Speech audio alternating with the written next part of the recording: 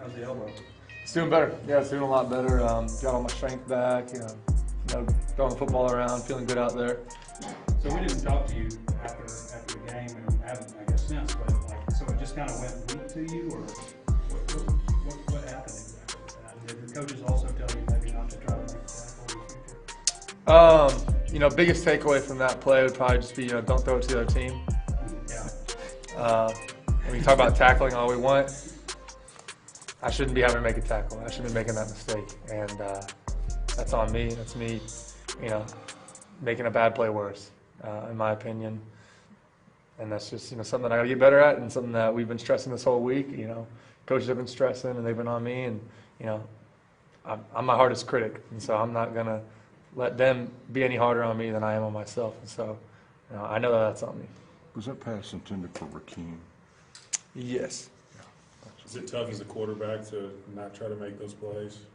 No, Like not try to make the plays offensively.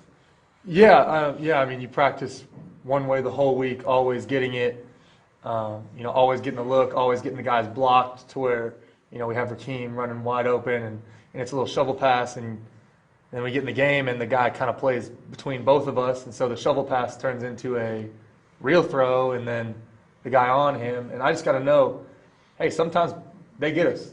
Sometimes they beat us on a play, and I got to throw the ball away. I got to do a better job of that, throwing the ball away, or, holding on to it and just running out of there.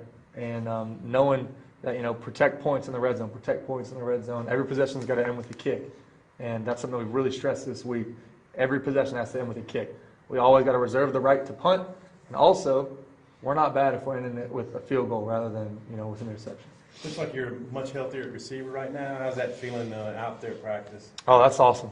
That's huge for us. Definitely all those young guys being healthy, getting CJ, everybody back out there. TJ Hammonds, I know he got to play a little bit last game at A&M. That's been a great addition to us as well. He brings some fire, brings some energy, and obviously having Trey back, that's huge. To match with CJ, Chase Harrell, those type of guys. The receiving core, that's really, we feel great this week. What do you see out of the Kentucky defense? They're a big defense. If you look at just pure numbers wise, they're big up front. I think they got like 2 360 plus guys, and they got some big defensive ends. That's a lot up front, and they got some good linebackers. 56, he's a good player. He's a hell of a player. And then they got some good guys in the secondary as well. And we feel like we have a good plan for them, and we feel like we can match up well. Is there an extra level?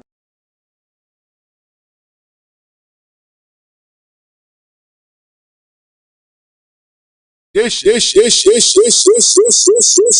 Pat Jenkins Sports Talk Radio, brought to you each and every day here on KDSJ 479 from 1 to 2 p.m. And we want to give a shout out to all our sponsors real quick before we get this thing rolling. We got a lot to get into, and I'm really excited about today's show. As in our initial segment at 1:15, we're going to be talking to Hogville.net's Kevin McPherson. The Must Bus and staff are still out on the Razorback Roundup, and we'll find out what stops they're making this week on some of the nation's elite prospects. We'll also talk to Kevin about just his view from what he took from this past weekend's beloved barn red-white game. We'll find out his take. And then following Kevin, will come in with the Tennesseans, Blake Topmeyer. They're taking on the Mississippi State Bulldogs. We'll find out just where they're at. They, was in the game momentarily with the Georgia Bulldogs. We'll find out. They got some more Bulldogs coming in, and we'll get the temperature Pruitt and the gang down in Knoxville. And then to close it out, one of the big games. I mean, one of the big games, the East-West game and a top 10 matchup. We're going to bring on Josh Lemoyne of LSU Football Truth and get his side, the first part of the LSU Gators rivalry that's going to be taking place. We'll get his take, but I want to bring in real quick my producer, co-host, best in the business. What's up, D? It's a Wednesday, my man. Yeah, man, just excited, getting ready for this SEC Media Day for the ladies, the lady bag. So, just excited, really getting a one-on-one chance to sit down and get to know the players. You know, that's a program that I've watched, but I've never really sat down and experienced getting time to know the young ladies and some of the team. So today I get to take a different perspective on not only the lady Razorbacks but Coach Neighbors. Hey, and I'm going to tell you now, we're going to take you inside this program on the Hill Sports Talk and Sawstep Entertainment Productions, producer and owner of Sawstep, Demetrius and Demetrius we're going to produce some things, and it's going to be coming through us. It's going to be something. We'll give you the time and day of when this, but we're going to take you inside and let you know more about the women's program. And like I said, these young ladies, some of the coaches, just stay tuned. I mean, you are definitely going to want to see this, and you can only see it. We won't even tell you that. We'll let you know on Friday. Give you all the details. But let's get this thing started. We're going to let you hear more from the player availability, as I believe we caught up with senior defensive end. Jamario Bell's been a real pleasant surprise for the defense this football season. Hopefully he got a lot more. But after that, we're going to talk basketball in the Must Bus on the Razorback Roundup. Let's talk to Kevin McPherson of Hallville.net. He's up next. It's On the Hill with Pat Jenkins on KDSJ 479. Let's get it. College players been coming along very, very well. You know, he's just picking up, as I said, the little things every day. That's the really biggest thing, the little things. He's going to be a great player. I saw Dorian out there in practice today. He looked like his spirits were pretty good. Oh, yeah, Dorian is always in a good spirit, man. He's always, just trying to motivate us, telling us that, hey, we got to go. This is our time. We got to go ahead and finish this. And we're just worried about beat Kentucky. That's all he's talking about, beat Kentucky. We thought Matayo might get the cast off, but he's still wearing it. He's getting itchy to get that thing off. Yeah, he's itching to get it off. He's always complaining about he's ready to get it off. But, he's still been playing his best ball, and just glad, he's still out there with us. Pretty amazed to see what he's done one-handed. Oh, yes, sir. Yes, sir. It's really amazing, what a guy can do with one hand, especially as a freshman. A lot of guys will come in and just, complain about, I can't get off blocks. He just goes and he just works every day. Jamario, y'all never play Kentucky. Did they already ask you about how weird it is to play a team that maybe doesn't even feel like a conference team?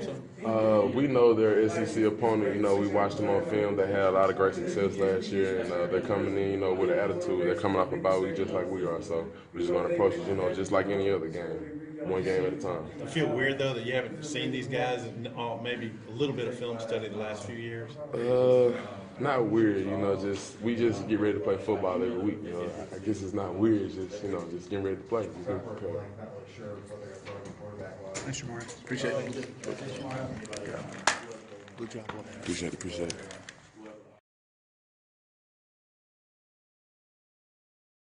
Pat Jenkins Sports Talk Radio, as we're going to come to you each and every day here on KDSJ 479. And, Arkansas is really into the recruiting process as it's high volume all over the campus, but never more so than with the newest head basketball coach, Eric Musselman, and staff. And let's talk a little recruiting with our recruiting expert, the guy that knows everything when it's about the Razorback Roundup, Hallville.net's Kevin McPherson. Kev, welcome back to OTH, my man. Let's get off into a little of recruiting, Kevin. I've been watching a lot of action with this staff this week and in the past weeks. First and foremost, where are Coach Musselman and staff planning on being this week in regards to recruiting, either in the 20, 21, or 22 classes?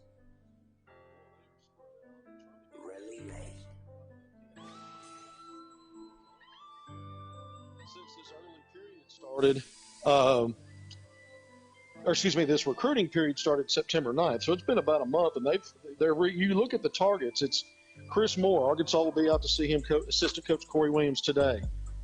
Musselman will be in Jacksonville to see Devontae Davis. That'll be the Hogs' second look at him since he decommitted last Tuesday, 8 days ago, from Oklahoma State. Musselman's also expected in today for 2021 five-star Kennedy Chandler in Memphis. And then we've got Clay Moser supposed to be in today to see Harrison Ingram, the 2021 five-star combo forward down in Dallas. So, yesterday it was Keon Ambrose Hilton that Arkansas coaches went to see. Got to put eyes on him again. They've done it every week. He's coming in for official visit. ESPN National number 58, a high-level four-star, 6'8" small forward wing. I mean, you look at Arkansas's efforts to get out and see players. I mean, it's a daily thing. They've got practice just about every day as well, so they have to rotate coaches. Now, Wednesday's an off day, so today they're really getting out. Kevin, I mean, when you look at, the way they were able to hit the ground running, I mean, we're talking about, a staff that when Coach Musselman was hired, I mean, he initially just brought in Hayes Myers, a guy that he was familiar with, brought over from Nevada. Also, Anthony Ruda were two guys initially here, but not the staff were, as far as recruiting goes, Corey was the first one, the addition as an assistant. So you had, and then here comes Crutch and then Mosier. When these guys initially got together, talk about how they've been able to sell this brand in such a short time, because I've really been impressed. I mean, Arkansas is a brand that you would know, but talk about this. Looking around that gym on Saturday in Barnhill kind of lets you know that it's not going to be too much longer before some of these kids start, picking Arkansas. Is that where we're at, in your opinion, when you talk to these kids? I mean, the kids are excited about a lot of things. There's a lot of energy in this staff. They do the rounds. If you look at the way they rotate coaches in, Moses Moody, Arkansas went out to see him earlier in the week. It was Clay Moser. Every coach has been out to see all these young men. Yesterday, and I didn't mention this, KK Robinson was visited by Clay Moser. So, this week it looks like Clay's doing the East Coast thing and some of the other coaches are in the Midwest or here in the footprint region.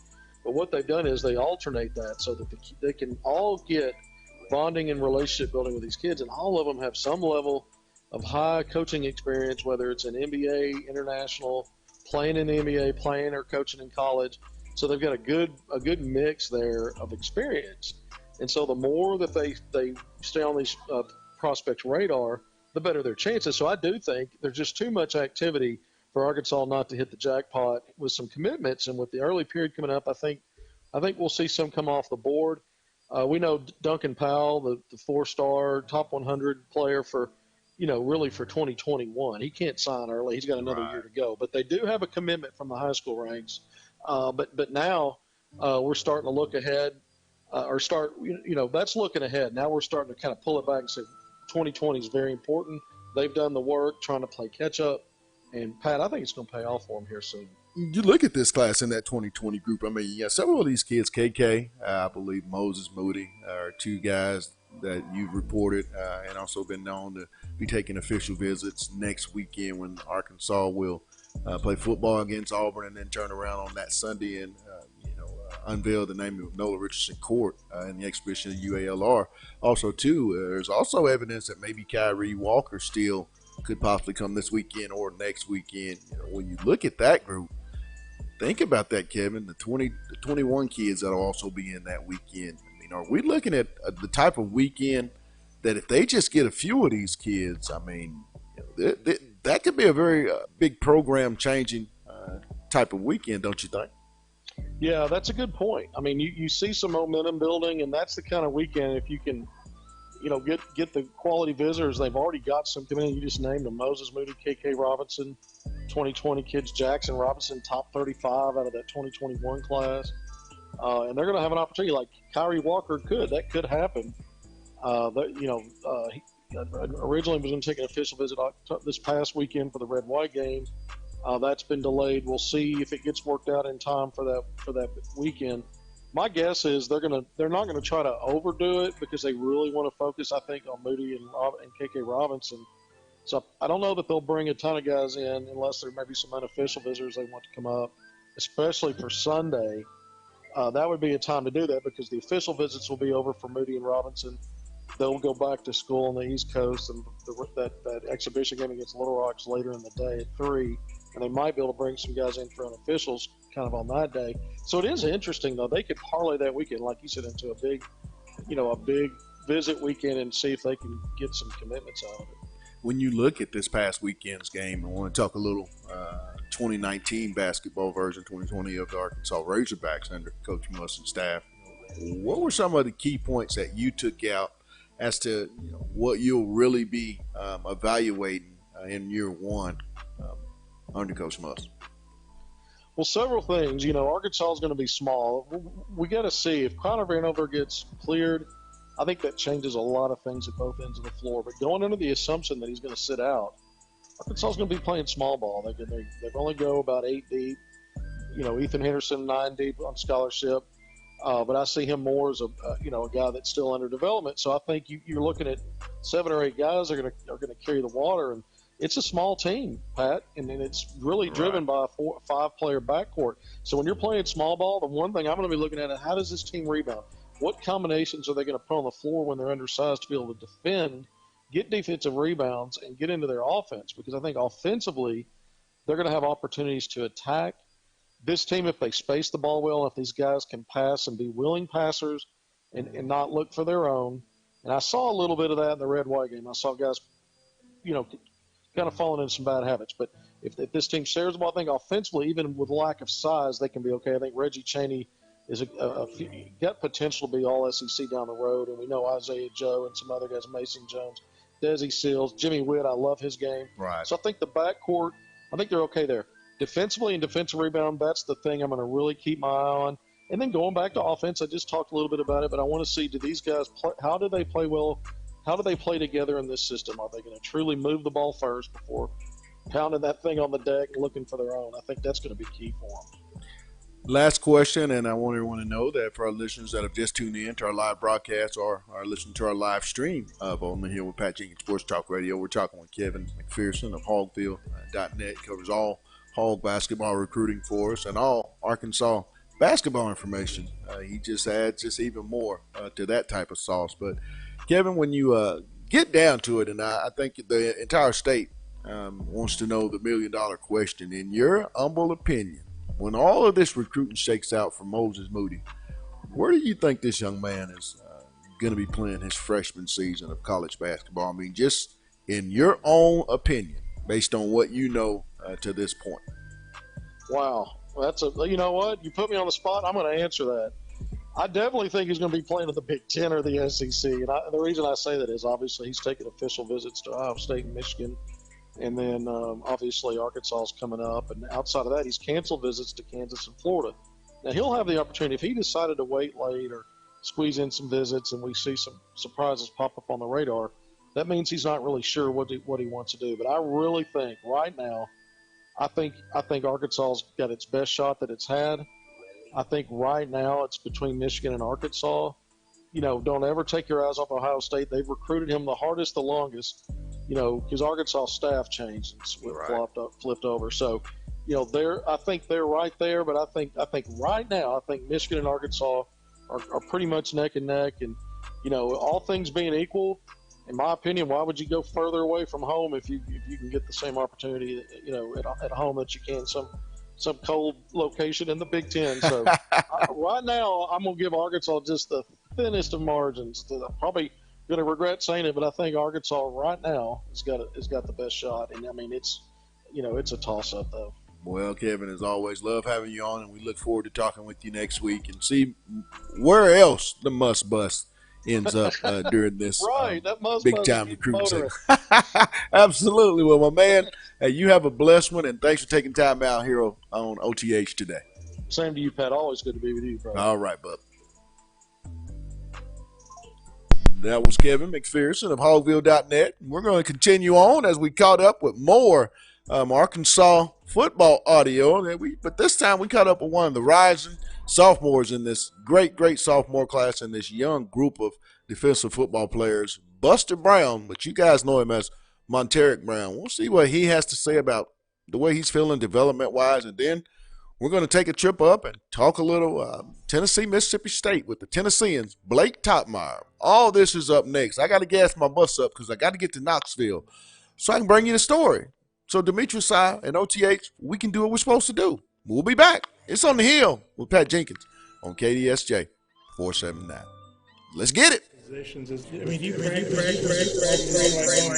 camp, or how does that work? Yeah, coach always been big on us about learning like concepts instead of just like your position. So learning the concept kind of like makes the whole offense easier. So I'm able to switch positions at any given time and like know what I'm doing too. So you like one better than the other? My favorite position is the slot, honestly, because that's where I started out. But I mean, anywhere I'm needed is where I want to play. So if I get on the field, I don't care. How challenging is that? Because a lot of guys probably can't do that. I'm thinking. I mean, you got to study. You definitely got to study to learn the concepts instead of just your position. But once you learn, like once you get the concepts, like the offense becomes easier overall. Like as far as your alignments and like your techniques, like you can add stuff to your game and stuff like that. It just gets easier as you learn. What have you seen from the Kentucky secondary? Oh, they got a really good defense over there. So I mean, they got a lot of fast guys, a lot of big guys. And we just ready to go down there and play. Anybody in particular stand out? I mean, they got some big guys up front though. 95, that's a big guy up there. 50, they got some big guys up front. So we just decided to get after them. You got a bunch of receivers back today. How did they look? The ones that have been hurt? Oh yeah, the guys look good. I was just glad to have them back. Just give them a little time off to get, you know what I'm saying, back, get those bruises, everything off of them. It's just good to have them back. It can take some reps off the other guys. With a lot of those guys hurt, and obviously you lost Leon for the season in camp. I think you're a guy that's maybe stepped up and played a bigger role, maybe not bigger than you thought, but probably bigger than a lot of other people thought. What's that been like for you? I mean, I didn't know, nobody knew any of this would be happening, so it's just like, it's kind of shocking to everybody, me and you guys both, so it's just like, when the time comes, it's just got to be prepared, and luckily, coach pushing me to learn every position, like learn the concepts as a whole, it just made everything easier when the time came. But I should know this, but I didn't watch a replay. What did you do primarily against staying down? Which spot did you play primarily? I played the two-man, primarily. Yeah. I mean, you said it's been a shock to everybody. Has it been a good kind of shock? I mean, there's good shocks and there's bad shocks. Yeah. Is this a good shock? I mean, yeah, it's a good shock. I mean, I just like being in the game. So whatever, how much ever they need me to play, wherever they need me to play, it's just perfect for me. I'm just ready.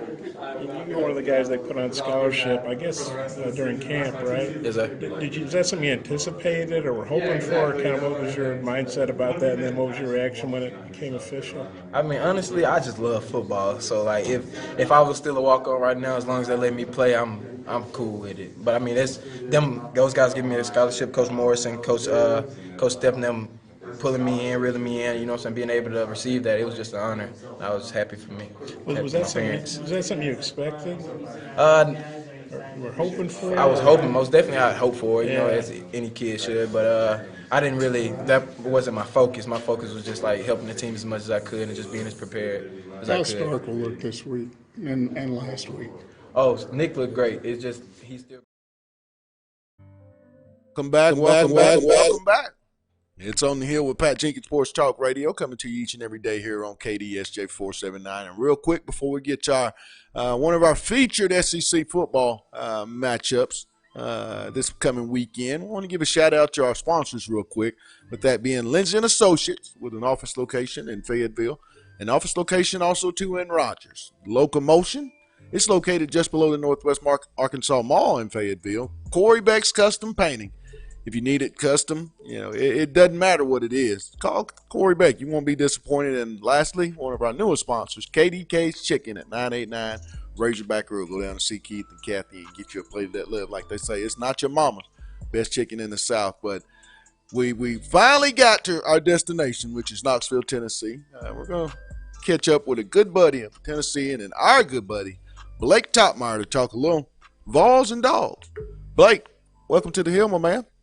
Hey, how you doing, Pat? Always a blessing to have you on. Let's get into a little Tennessee Vols football. You guys, in the first half last week there in Neyland Stadium, played the number 3 team. I think that was the best half of football I've seen the orange and white play this year. Talk about that half and what can this football team take into this Saturday's ball game versus the Mississippi State Bulldogs? And build on from what they did last week. Yeah, it's going to be really interesting to see whether the first quarter and a half of that game against Georgia Georgia was a sign of Tennessee maybe starting to turn around in the season, or whether it was just a flash in the pan that sometimes you see here and there from bad teams that kind of catch lightning in a bottle for a little bit. But certainly during that first half, they had a lot of energy. They were competitive. And Brian Maurer, the quarterback who Tennessee turned to last week, gave the offense a spark. Now, the defense was still very flawed, and I didn't think showed many strides against Georgia, and Maurer struggled in the second half. But certainly during that first half, I think the Vols gained some confidence, and if nothing else, I think that's something they can try to build off of, because even though Tennessee lost by 29 points, I felt like the players felt a little bit inspired by what they were able to do for much of the first half in that game. When you look at this team offensively, I felt, if you're Jeremy Pruitt, when listening to his press availability this week, Blake, what's been the message that he's, continuing to send toward, what I consider still a young offensive side of football? Well, I think just improvement and limiting mistakes. You look in the second half, and Tennessee had a fumble that was a scoop and score situation for Georgia, and they had an interception. And I feel like that Pruitt thinks that his team is at a point where it really needs to cut down on mistakes. And every coach wants to see their team go mistake-free, but that's unrealistic. But Tennessee's just had too many turnovers this season. And they really can't afford that because, you're really, really good teams. They can overcome adversity like that, and they can have a game where maybe they don't go out and play their best, but have a few turnovers but still find a way to win. But Tennessee's not really in that situation. It's not good enough to overcome these scenarios where it loses a turnover battle by a couple turnovers. And so those were costly mistakes. I think the run game has to get some progress. It's been 2 weeks in a row now against Florida and Georgia.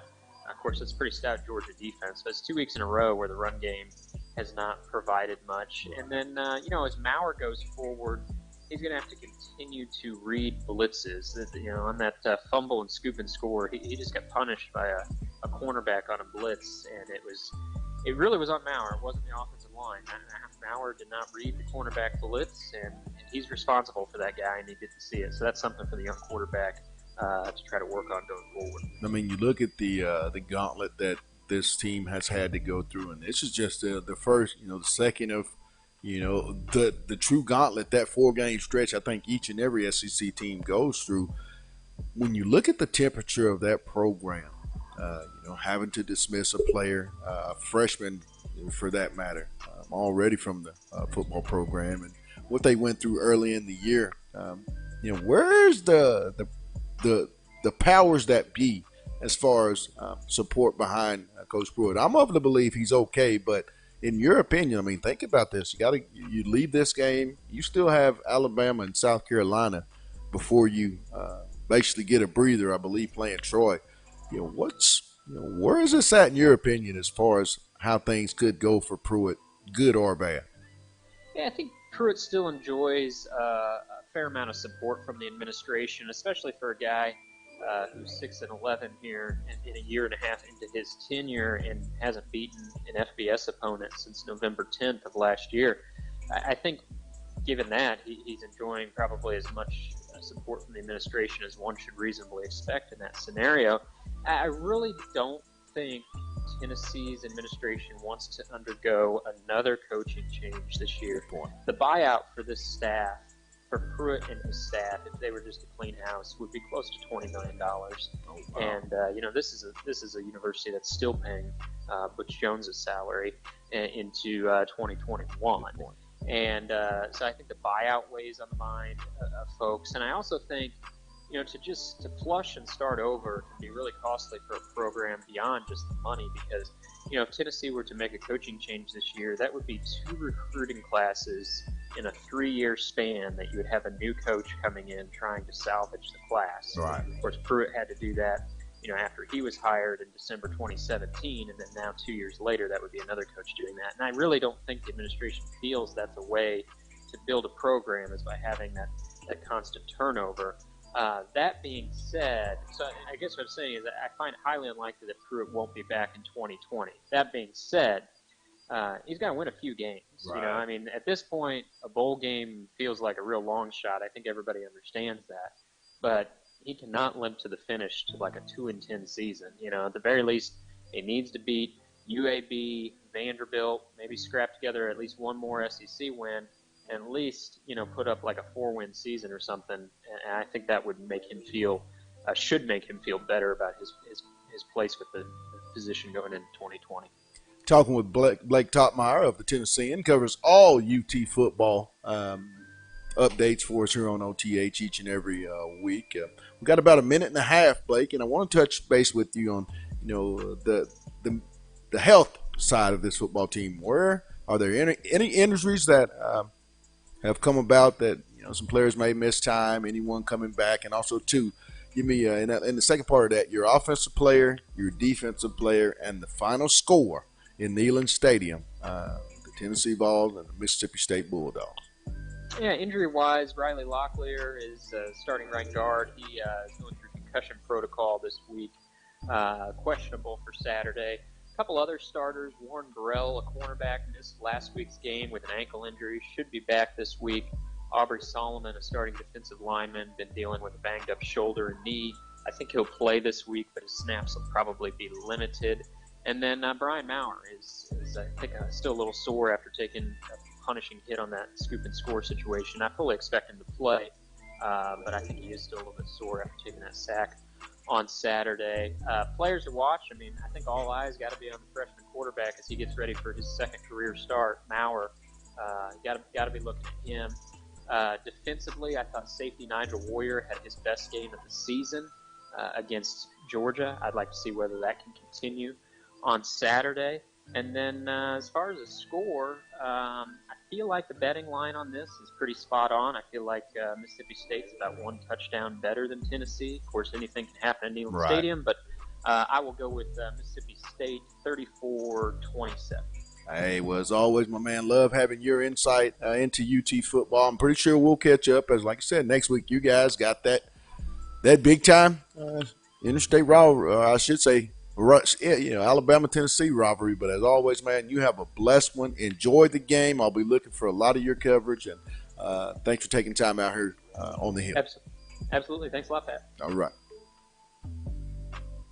That was the Tennesseans. Blake Topmeyer giving us the UT football update as they're going to be hosting the Mississippi State Bulldogs in an East versus West, yet another rival game, a big-time matchup. I'm telling you, man, we got a lot going on, but we're going to catch up. I mistakenly said the wrong player audio as we had in previous break. The Tyson Morris, sophomore wide receiver.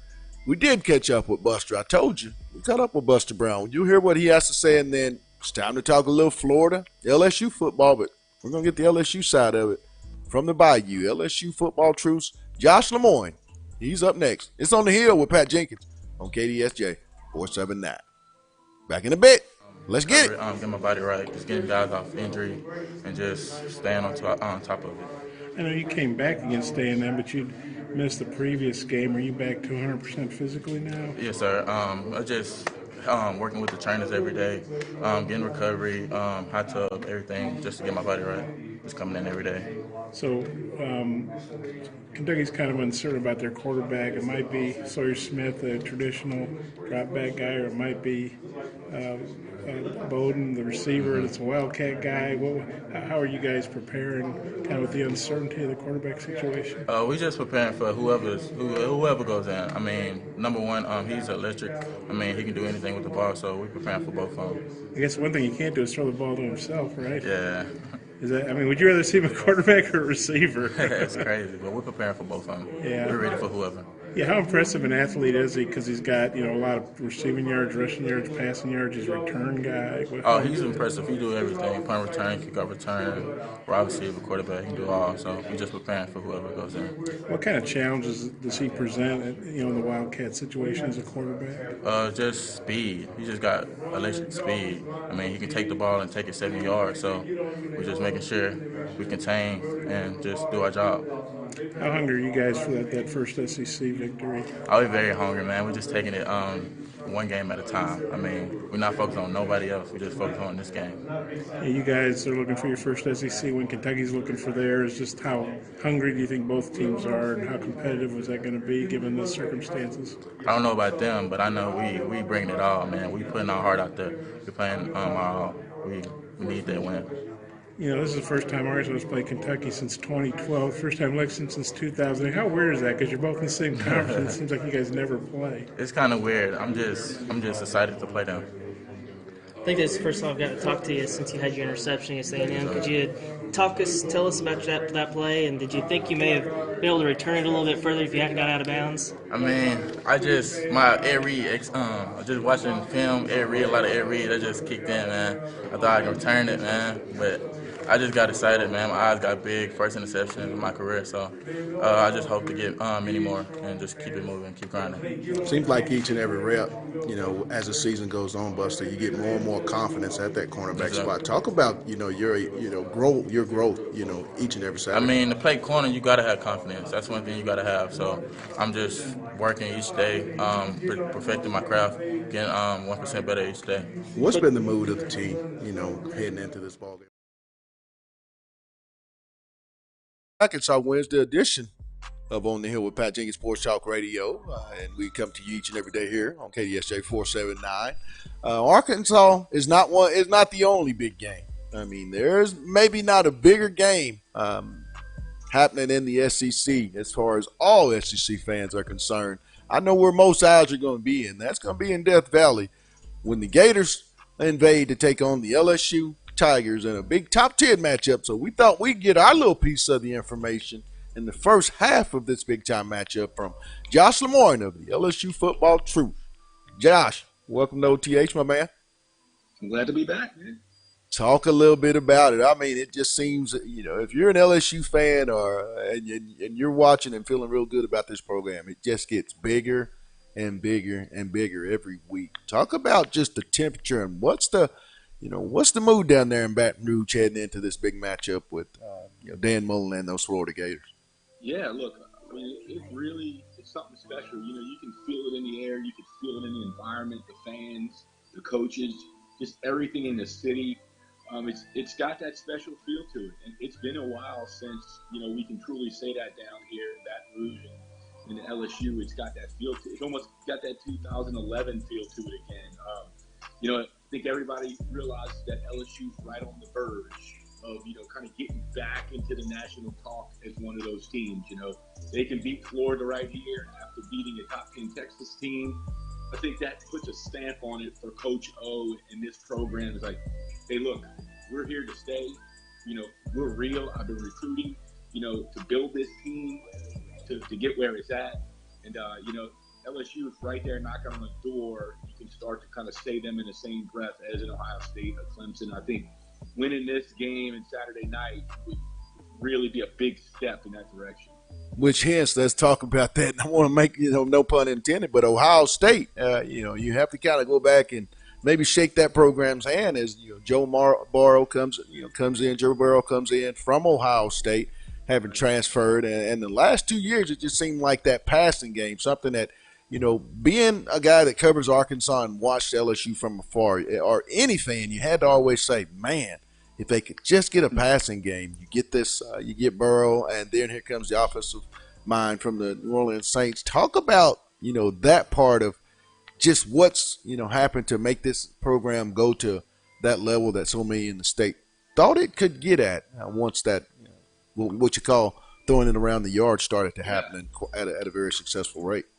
Look, just to be honest with you, I think most LSU fans are still kind of in shock, and I think most LSU fans are waiting for that next week when we just run the toss dive 42 times and we go back to what we're used to. Every week you watch LSU fans, they're just like, I can't believe that we have the number one offense in America, the number one scoring offense in the country. We always said that LSU has the talent to do it. Obviously recruiting in the state of Louisiana and Florida and Texas, they're always bringing a lot of NFL talent.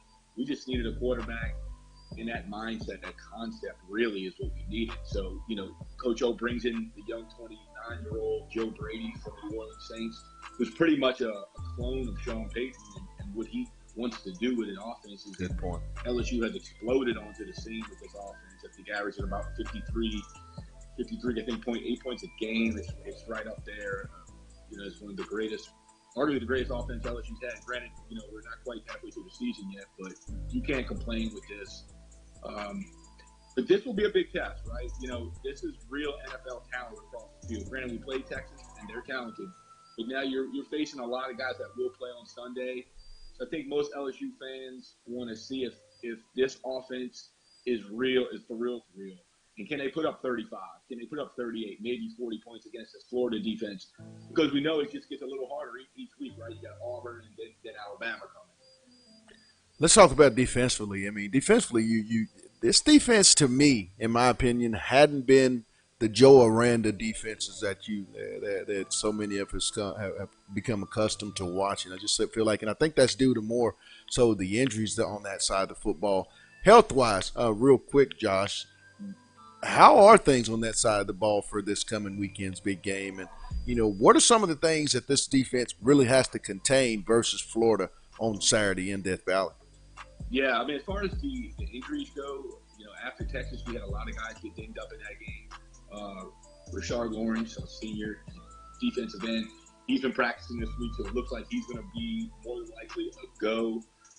Clevion Chason came back against Utah State, but just really on spot pass plays. He's been practicing all week, so he's the big edge rusher for LSU. It looks like he's going to be a go. So as far as the injury front goes, it looks like we're at a healthy point at this time. Glenn Logan, the other defensive lineman that's been out, he might not be a go. It looks like he might have to sit out one more week. But overall, I think LSU's at a good, healthy point right now. So I think they bring most of their weapons into this game. Now, as far as this defense, they had tackling issues early on. Coach O made it a point in the bye week to just really work on tackling. And you're right. It didn't look like a regular Coach Orlando defense the first few weeks, and they struggled with tackling. But against Utah State, against the top passing attack, they looked great. They tackled them much better. They covered much better on the back end. And at the end of the day, against Florida, if you really break down that film, like I've had the opportunity to do, they're kind of that old school SEC team. They're not going to throw it around the yard and score 50 points on you. Right. But they're going to run the slants. They're going to run the ball at you. It's kind of more of a traditional SEC type team. But at the end of the day, they haven't lost in, I think 10 games in a row. So if you don't play your ball game, Florida, they do enough to beat you. We've seen that last week with Auburn. Talking with Josh Lemoyne of the LSU Football Truth, talking Bayou Bengals football. They're going to be in a big SEC East versus West matchup, top 10 matchup, I might add, down in Death Valley, the Florida Gators and the LSU Tigers. But real quick, we got about a minute and a half left, Josh. I want you to give me your offensive player, your defensive player, and your final score in this top 10 matchup in the SEC, as it means more. Like they always say, no better way than a top 10 matchup. The Florida Gators, LSU Tigers. Right. Look, for my offensive guy, I think you got to go with the Heisman candidate, right? Joe Burrow from LSU. Right. Man, he's been lights out, right? So far. And it's been a surprise, don't get me wrong. He's a quality quarterback, and he played good last year. I don't think anybody expected him to be a Heisman front runner right there in the top 2 guys. So I think if LSU's going to win Saturday night, it's going to be on the arm of Joe. He's going to carry it on that end of the ball. As far as on the defensive side of the ball, I think this is where you got to see Clevion Chason, who's kind of stepped up to the plate a little bit against Texas. But if you watch Florida and Kyle Trask, when he gets hit, he will turn the ball over. He will drop the ball on the ground. So I think on the defensive side of the ball, if Chason can have a big day, putting pressure on Kyle Trask, maybe making him throw an interception, maybe puts the ball on the ground once or twice like he did against Auburn, I think that would be huge for LSU in this game. Because look, if you give LSU maybe 2 or 3 more opportunities with the football, right, and that offense is already explosive, now you're giving them 2 and 3 more chances. Nice point. I just don't think Florida can. I don't think Florida can just score enough points to hang with LSU. I got it 38-17 LSU. All right, my man. Well, you know I'll be back talking with you. As like I said, it just gets bigger and bigger for you guys. I mean, the gauntlet starts, and we all know in the SEC you have to go through it. But I don't think there's a college program in this conference this year that's going to have that is going to be on such a long stretch as the Tigers. But enjoy the ball game. Look forward to talking to you next week. And thanks for taking time out here on OTAs, Josh. Yes, sir. Appreciate it. All right. That was Josh Lemoyne of the LSU Football Truth covering the Bayou Bengals and giving us his version. We'll have much more tomorrow, but we have to get out of here. I want to give a real quick thank you to all our guests, Kevin McPherson of Hogville.net for talking the Must Bus, and where they're making stops each and every day and each and every week for the Razorback basketball program. Also, too, Blake Topmeyer of the Tennessean. He got us a little ready. Told us his version from Vol Country as they're going to be taking on the Mississippi State Dogs in Neyland Stadium this Saturday. And lastly, Josh Lemoyne of the LSU Football Truth getting the LSU Bayou Bengals side of this big top 10 matchup, East versus West, as they're going to be hosting the Florida Gators. We'll have more on that tomorrow as well, but want to give a quick shout out to our sponsors, Lindsay and Associates with an office location in Fayetteville, an office location also too in Rogers. Locomotion, it's located just below the Northwest Arkansas Mall in Fayetteville.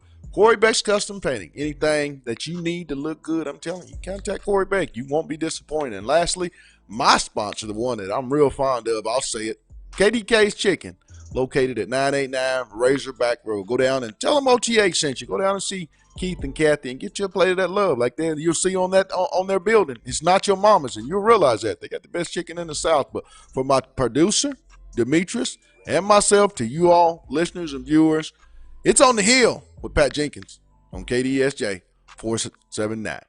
You guys have a blessed one, and let's get it.